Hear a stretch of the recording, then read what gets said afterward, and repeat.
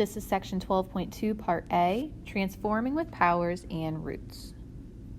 Applying a function, such as a logarithm or a square root, to a quantitative variable is called transforming the data. We will see in this section that understanding how simple functions work helps us choose and use transformations to strengthen nonlinear patterns. Transforming data amounts to changing the scale of measurement that was used when the data was collected. We can choose to measure temperature in degrees Fahrenheit or in degrees Celsius. We can do distance in miles or kilometers. And if we just change these units, this is a linear transformation, which we did discuss in chapter 2. Linear transformations cannot straighten a curved relationship between two variables. To do that, we will need to resort to functions that are not linear. So the Gapminder website provides loads of data on the health and well-being of the world's inhabitants. The figure below shows a scatter plot of the data from Gapminder. The individuals are all the world's nations for which data are available. The explanatory variable is a measure of how rich a country is, their income per person, and the response variable is the life expectancy at birth. And as you can see, this is a clear, curved set of data. This is not linear, this is curved. Now the United States is right here. The life expectancy in the United States is under 80,000. The farther we go to the right, the more income is. So for the United States, it's a little over 40,000 per person. But you can see there's actually some poorer countries that their average expected age is actually higher. But for the most part, the people that have the low incomes are also the ones that have the low expectancies as well.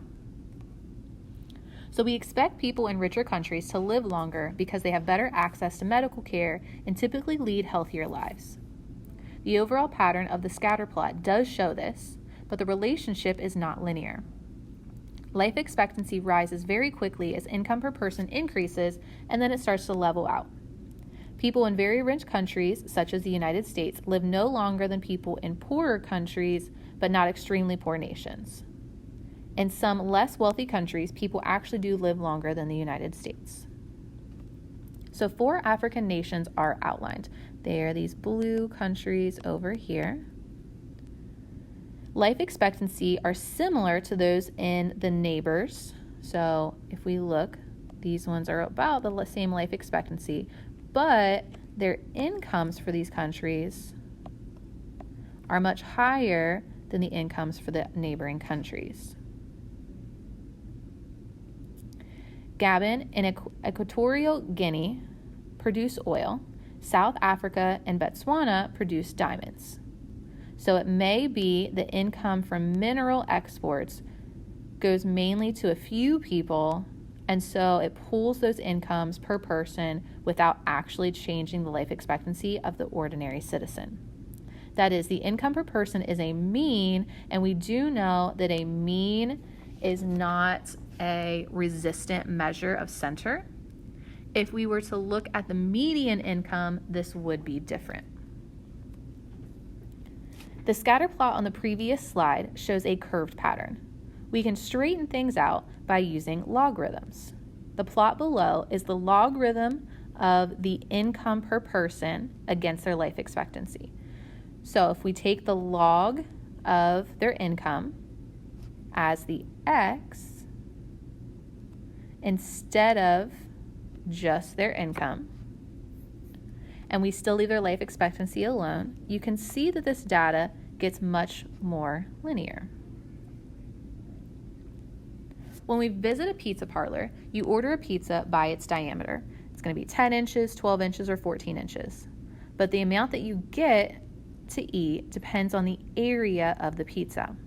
The area of a circle is pi r squared. So your radius is half your diameter. So if you take your diameter, you cut it in half, and then we square it, multiply it by pi, that'll give you the area. If we distribute that squared to both pieces of the fraction, this is going to be x squared over 4 times pi, or we can write this as pi over 4 times x squared. where x is the diameter of your pizza. This is a power model of the form y equals a times x raised to the p power, where a in this case would be pi over 4, and our p value would be 2. When we are dealing with things of the same general form, whether circles or fish or people, we expect area to go up up with the square of the dimensions, such as the diameter or the height. Volume should go up with the cube of the linear dimension. So because an area is a square unit, we expect that the square of the value should increase. If it's volume, it's cubed, so it'll be the cubed linear dimension. So in geometry, it tells us to expect power models in some settings. There are other physical relationships between two variables that are described by power models as well. Here are some examples from science. The distance that an object drops from a given height is related to the time since released from the drop height. So our distance is equal to a times the time squared. The time it takes a pendulum to complete one back and forth swing, its period, is related to its length by the model. And the period is a times the square root of the length, or the length raised to the 1/2 power. And the intensity of a light bulb is related to the distance from the bulb by the model. And so intensity is equal to a divided by the distance squared, or a times the distance raised to the -2 power. Although a power model of the form of y equals a times x to the p power describes the relationship between x and y in each of these settings, there is a linear relationship between x to the p and y. If we just transform the values of the explanatory variable x by raising them to a power p, and then we graph the points of x raised to the p and y instead of just x and y, the scatter plot should have a linear form. The following example shows what we mean. So imagine that you have been put in charge of organizing a fishing tournament in which prizes will be given for the heaviest Atlantic Ocean rockfish caught. You know that many of the fish caught during the tournament will be measured and released. You are also aware that using delicate scales to try to weigh a fish that is flopping around in a moving boat will probably not yield very accurate results. It would be much easier if we measured the length of the fish while on the boat. What you need is a way to convert the length of the fish to its weight. You contact the nearby marina research laboratory, and they provide reference data of the length in centimeters and the weight in grams for the Atlantic Ocean rockfish in several sizes. So a fish that is 5.2 centimeters long weighs 2 grams. One that is 33.0 centimeters long weighs 518 grams. Now this is just a sample of fish. Below is a scatter plot of the data. You do need to note this does have a clear curve shape because length is one-dimensional and weight, like volume, is three-dimensional. This is going to be a power model that is raised to the third power. So weight can equal a times length raised to the third power, and this should describe the relationship. What happens if we cube the lengths in the data table and then graph the data versus the length cubed? So in this scatter plot, we took the lengths of the fish and we actually cubed all of these, and then we graphed them against the weight. And as you can see, this graph is now much more linear. There's another way to transform the data in the example to achieve linearity. Instead, we could have taken the cube root of the weight. So if we take the cube roots of the weights and then graph it against just the length, once again, it's going to give us a linear model. So this is a linear model between the length and the cube root of the weight of the fish. Once we straighten out the curve pattern in the original scatter plot, we fit a least squares line to the transformed data. This linear model can be used to predict values of the response variable y. As in Chapter 3, the residuals and the r-squared value tell us how well the regression line fits the data.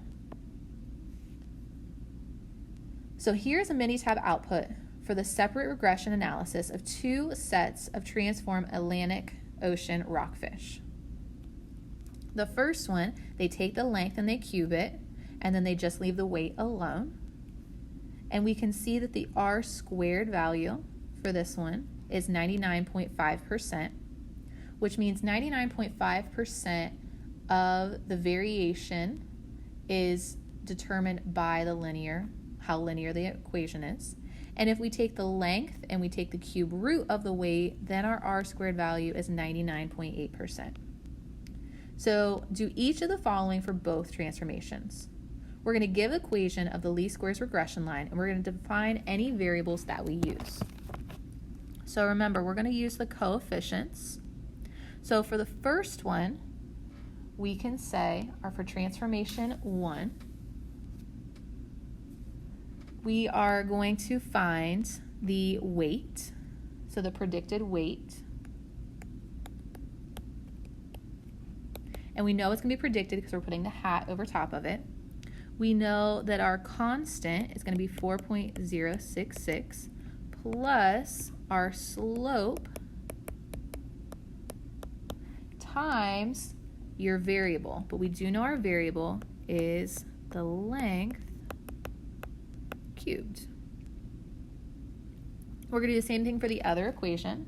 But for this one, instead of the predicted weight, this is the cube root of the weight. So the cube root of the weight, the predicted cube root of the weight, is going to equal, again, we're going to do our constant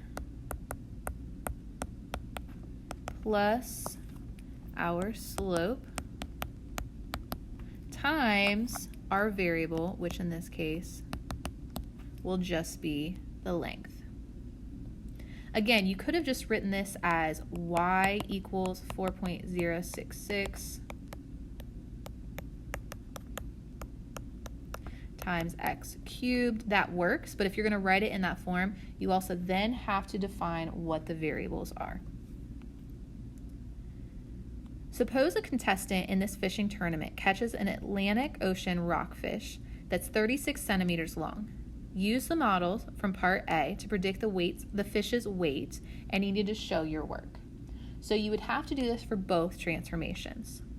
For transformation A, we would do that our predicted weight is equal to 4.066 plus the slope times the length cubed, or 36 cubed, and that's going to give us 688.9 grams. For the second transformation, it's finding the cube root of the weight. So we would just plug in our 36, we're just plugging in our length, and that'll give us 8.856 is equal to the cube root.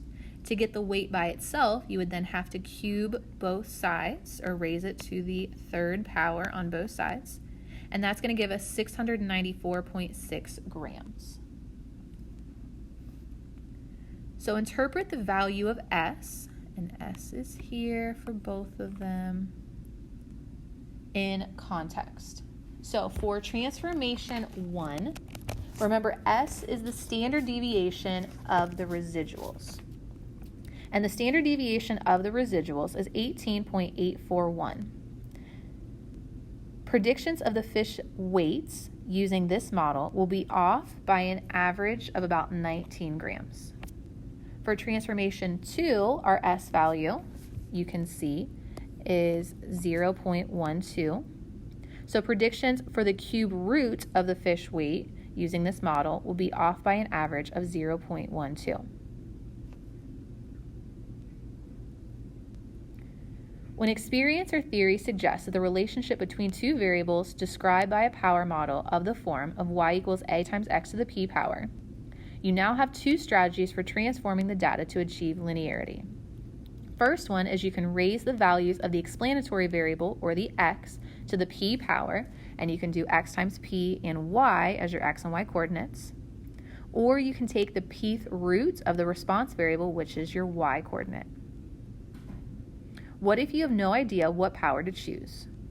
You could guess and test until you find a transformation that works. Some technology comes with built-in sliders that allow you to dynamically adjust the power and watch the scatter plot change shape as you do change that slider.